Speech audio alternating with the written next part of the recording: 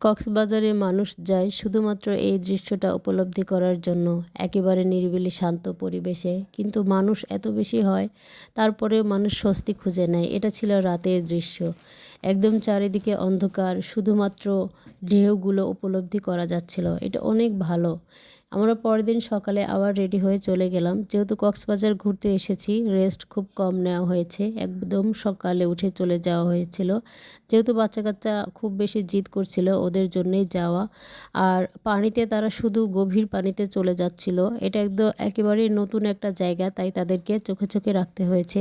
আর এত পরিমাণ মানুষ, যেহেতু ছুটির দিন ছিল, 3 দিন ছুটির জন্য সবসময় কক্সবাজার মানুষ থাকে, তবে ছুটি হলে বা সরকারি ছুটি পড়লে সবথেকে বেশি ভিড় হয়ে থাকে।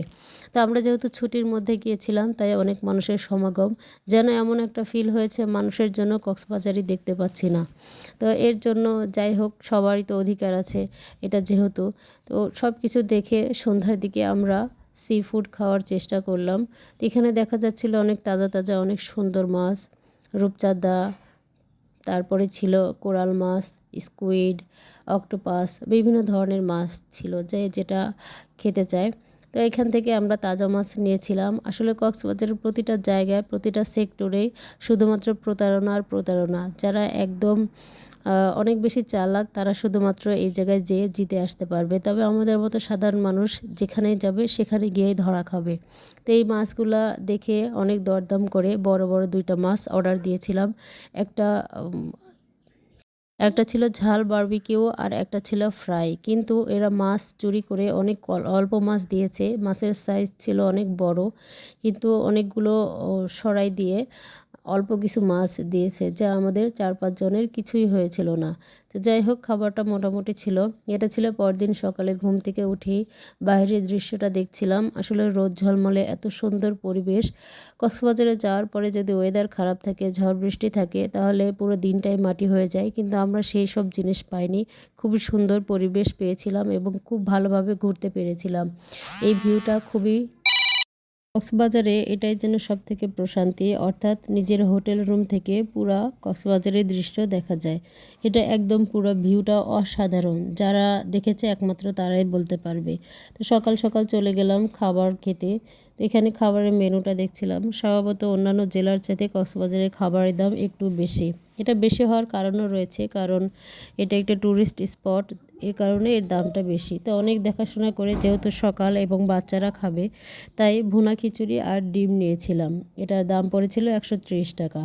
এরপরে ওদের নিয়ে চলে গেলাম সমুদ্র সৈকত দেখতে। ওরা এত বেশি খুশি ছিল, যা ওদের চেহারা দেখেই বোঝা যাচ্ছিল। এখানে আমার মেয়ে আমাকে বলতেছে, আম্মু একটু পানিতে যাই। তো আসলে চারদিকে পরিবেশ, ওদের খেলাধুলা, এসব কিছুর পরে পানিতে যাব এরকম একটা চিন্তা ভাবনা ছিল, তাই যেতে দিইনি। তো এখানে দিয়েছি ওদেরকে খেলাধুলা করতে। এত মজা করে ওরা খেলা করছিল। এবং অনেক বাচ্চা কাচ্চাই কক্সবাজারে গেলে এই খেলাটা খেলে থাকে। ওরা খুব সুন্দর করে খেলাধুলা করছিল। তো কক্সবাজারে বাচ্চাদের জন্য বা পরিবারের জন্য বা যে যেভাবে যাক, খুবই ভালো, মনোরম এবং স্নিগ্ধ পরিবেশ।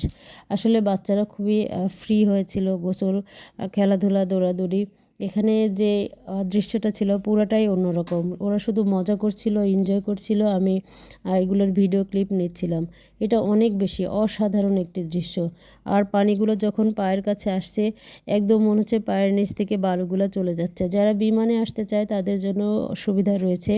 একদম কক্সবাজারে সমুদ্র সৈকত ঘেঁষে বিমান চলে যায়।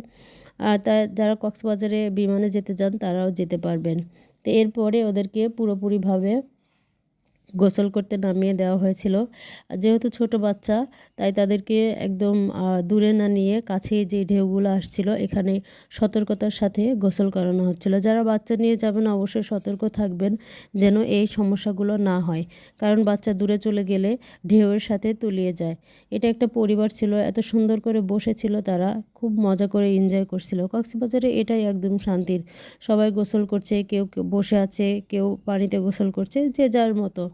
তো সবশেষে ওদেরকে আবার একটু খেলতে বসায় দিলাম, যেহেতু অনেকক্ষণ দৌড়াদৌড়ি, অনেকক্ষণ লাফালাফি করেছে, আবার একটু রেস্ট নিল কিছুক্ষণ।